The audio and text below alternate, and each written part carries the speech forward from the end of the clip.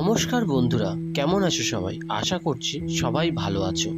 আমি আপনাদের ভ্রমণ পিপাসী বন্ধু তথাগত কেদারকণ্ঠের দ্বিতীয় পর্ব নিয়ে আজ এসেছি আপনাদের কাছে।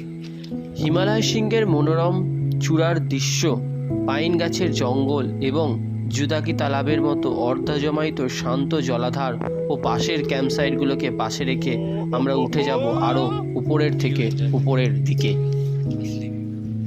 আগের ভিডিওটি যারা দেখেননি তারা একটু দেখে নেবেন, না হলে বুঝবেন কি করে কোথা থেকে কোথায় এসে পড়লেন।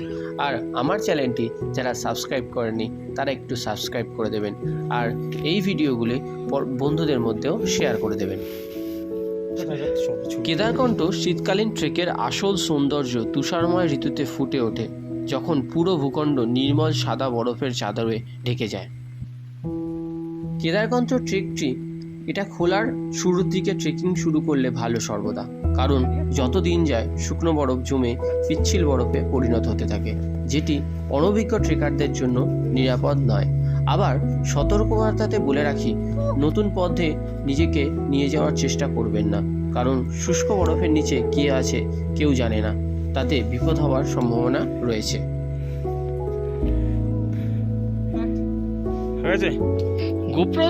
গোপ্রো আলাদা, হ্যান্ডিক্যাম আলাদা। হ্যাঁ,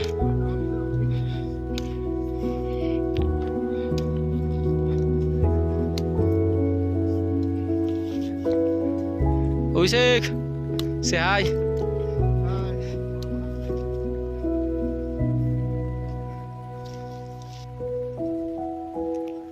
আমরা এসে পৌঁছালাম কেদারকণ্ঠ বেস ক্যাম্প। আজ এখান পর্যন্তই। এখানে আজ মধ্যাহ্নভোজ ছেড়ে বিশ্রাম করব, কালকে সামিট করার জন্য।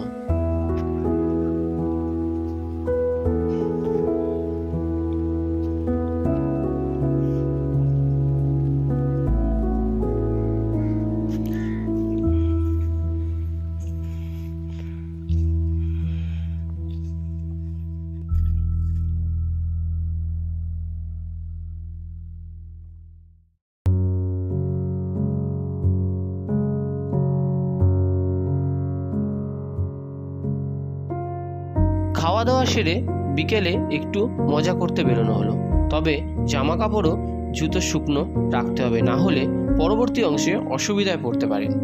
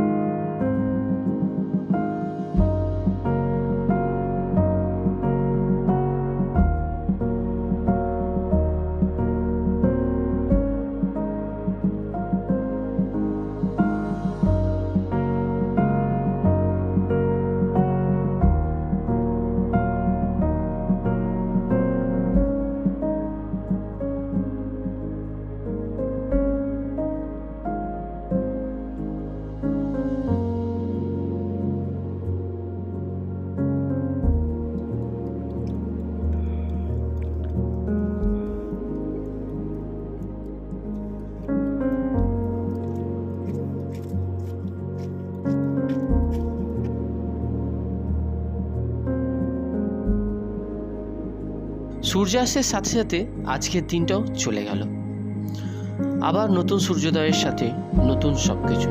তবে বেস ক্যাম্পের রাত্রে তাড়াতাড়ি খেয়ে শুয়ে পড়তে হবে, কারণ পরের দিন ভোরবেলা রওনা। তাই তাড়াতাড়ি খেয়ে স্লিপিং ব্যাগের মধ্যে চলে গেলাম ঘুমোতে।